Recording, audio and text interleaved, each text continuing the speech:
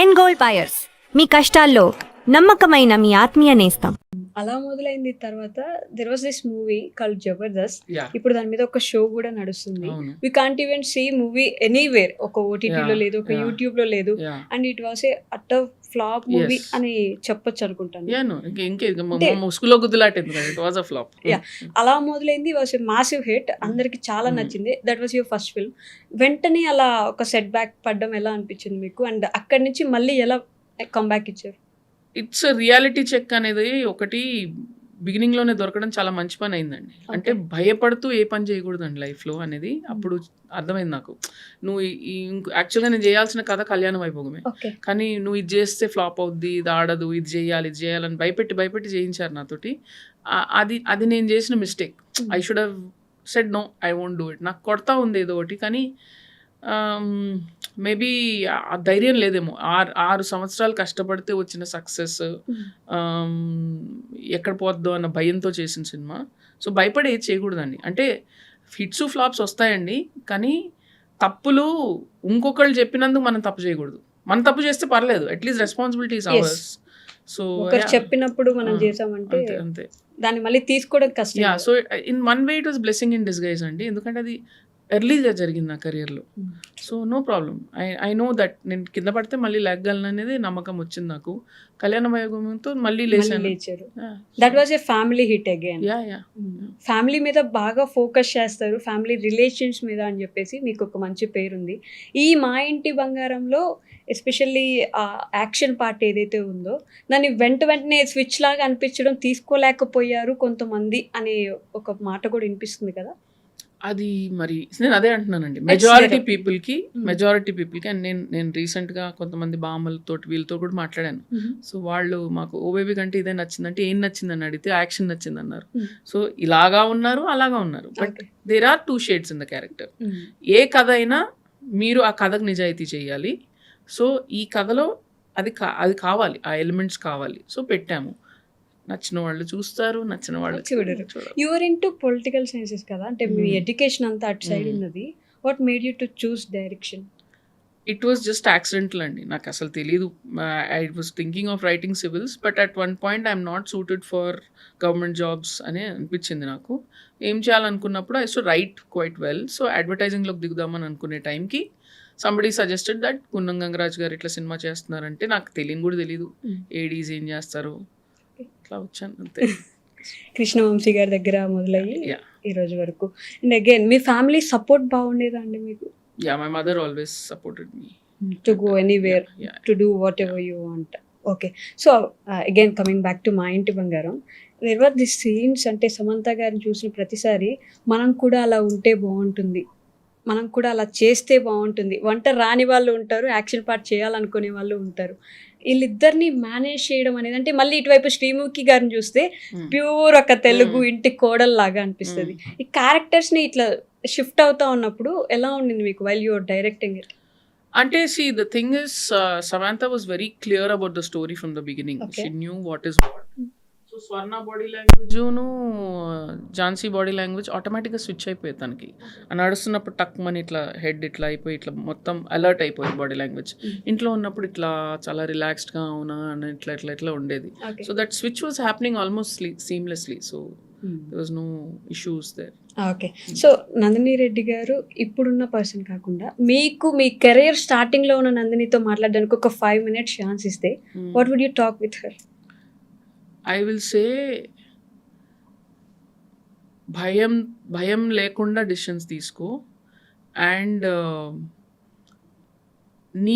నీకు follow your heart for your story telling. That's all.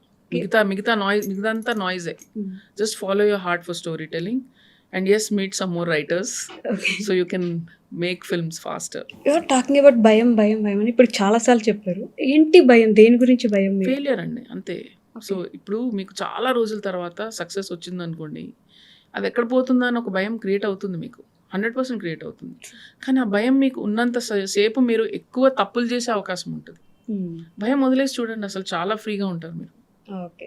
పోతే పోయింది, ఏమవుతుంది అనుకుంటారు. అంతకంటే ఏమవుతుందండి? ఒక హిట్ చూసాం, ఒక ఫ్లాప్ చూసాం, అంతకంటే ఏమవుతుంది లైఫ్లో? స్టార్టింగ్ లో అలా చూడలేకపోయారు, అది ఫ్లాప్ వస్తే వస్తే ఏంటి, అండ్ అలా మొదలైంది was a huge success. So sudden గా ఇది అవునా నిజమా అట్లా అట్లా అట్లా అందరూ అడ్వైస్ ఇవ్వడం మొదలు పెడతారు.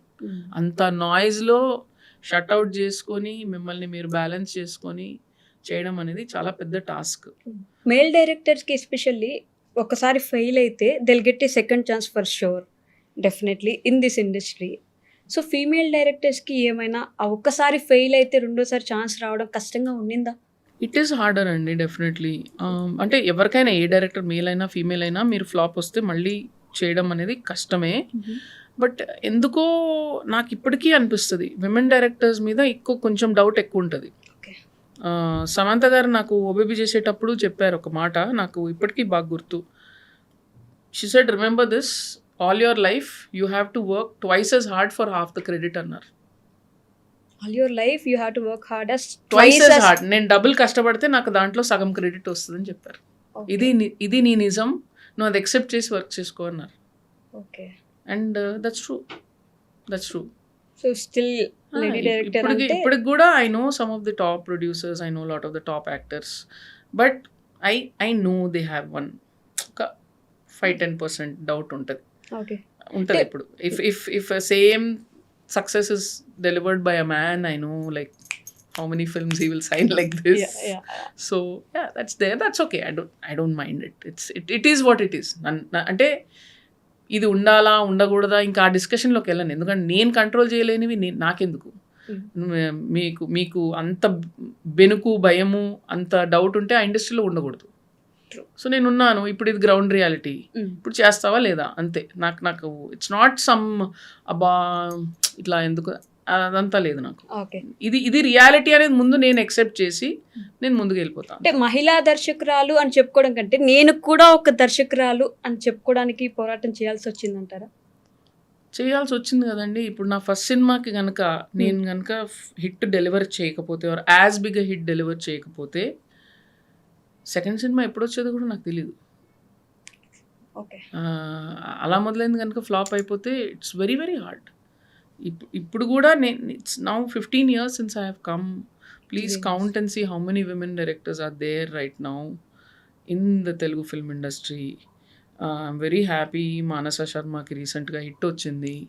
Next Pooja is doing a film, big film చేస్తున్నారు. Prashanth Varma is backing. I'm hoping the film is a success for her.